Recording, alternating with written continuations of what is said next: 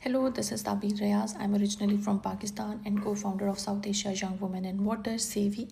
SEVI is a regional youth-led think tank and implementation platform for gender-responsive water governance. We work at the intersection of research, policy advocacy, and community-based solutions. In our work with TRIP, we focused on the environmental and social inequities of the Pakistan's textile sector with focus on Faisalabad. Pakistan's textile sector is so central to its economy and export, but still it contributes to water pollution, groundwater depletion, and unsafe working condition. One key message from this work is that the social and the environmental cost of textile production and fast fashion is often borne by the vulnerable communities, particularly women. Mm, and in our perspective, the most pressing water related challenge in the textile industry is the mismanagement of the industrial wastewater and groundwater extraction, which not only makes water scarce but also unsafe for the low income communities living around industrial zones. What brings us hope is that now we can see around that the solutions are emerging with focus on sustainable textile practices, and we can see that there are many initiatives on community based initiatives, many youth led and community led networks working around solutions to make textile more sustainable. And at CV, we also aim to amplify the voices of women in water governance, because those most affected by these challenges must also help shape the solutions. Thank you so much. I'm Shahriar Hossain, an ecologist, environmental journalist, social scientist, and policy advocate for plastic-free future as well as toxic-free. I'm living in Dhaka, Bangladesh. My article in the DREEP is about the textile industry. Textile industry is a lifeline for Bangladesh economy, but it is also the source of pollution. The story pathway of breaching data and the dignity through the community-based monitoring in Bangladesh. Most urgent issue is discharge of the wastewater which is untreated or inadequately untreated with toxic substance, heavy metals into the rivers and the open sources of the land. This situation is not just failure of environment. It is a crisis for human health. It is a crisis for environment. It is affecting the people who are living in the downstream countries. I see hope in growing push for mandatory waste stream and wastewater standard, supply chain transparency, and cleaner production technology. It's combined with stronger buyer accountability. When regulation, science, and consumer push, the industry can shift from pollution control to the pollution prevention. I'm Lavinia Muth. I'm a consultant and former sustainability manager for fashion brands. For over a decade, I worked inside the system that was supposed to fix fashion's water problem. But I'm here in this space now as an outsider because I saw that system fail. My article for the DRIP is about the gap between the perfect audit report and basically rivers running neon pink.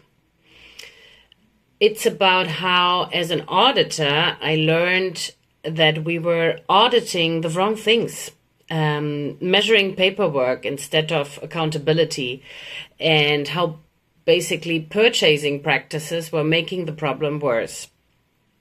From my perspective, or from my humble perspective, the most pressing water-related issue isn't a lack of technology or innovation. It's a broken economic model.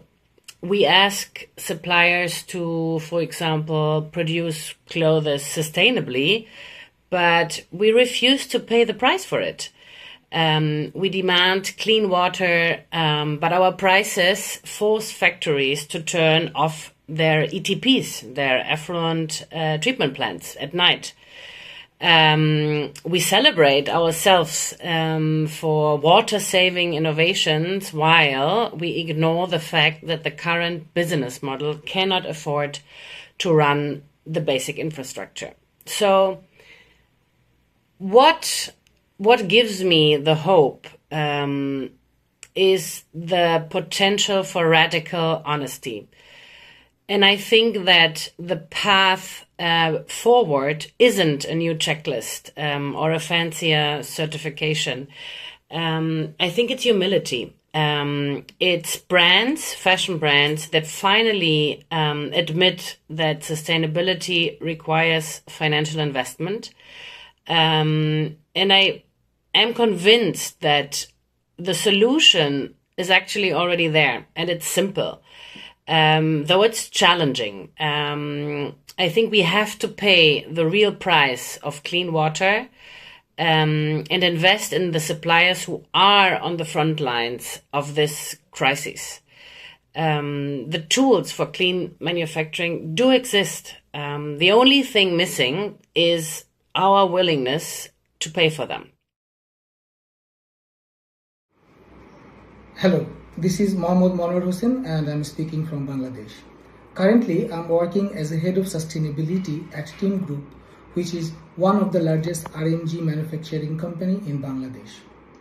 In my work, my focuses are on achieving environmental sustainability, water stewardship, and integrating ESG into the broader organizational operation. Prior to working at Team Group, I have also served the Bangladesh Garment Manufacturers and Exporters Association, BGMEA. I have been working in industry and sustainability nexus for last 17 years, and in my journey, I have seen how the RMG industry of Bangladesh has transformed from just a manufacturing hub to a sustainably growing industrial hub for the rest of the world. You all know that Bangladesh is the second largest RMG exporter of the world. So therefore, whatever we do in this industry in Bangladesh has implication across the global value chain. In my article for the DRIP, titled The Business Case for Sustainability, How Much is Fact, How Much is Fallacy, I tried to explore the mismatch in between making a stride for sustainability and having economic incentives out of that.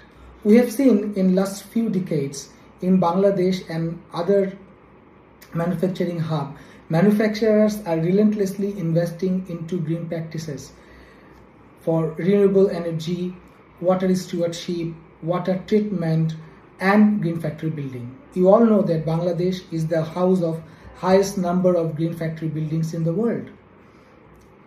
And it is not just because it's an environmental compliance, they are doing beyond compliance. So the good practices are there, but then again, it is not being scaled up. We have seen the number of factories in Bangladesh is reducing.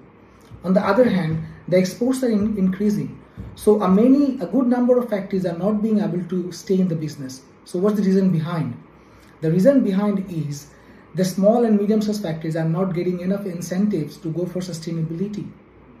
If the existing model of sourcing exists in the days to come, we will see the number of factories is reducing every day, and that it cannot be sustainable.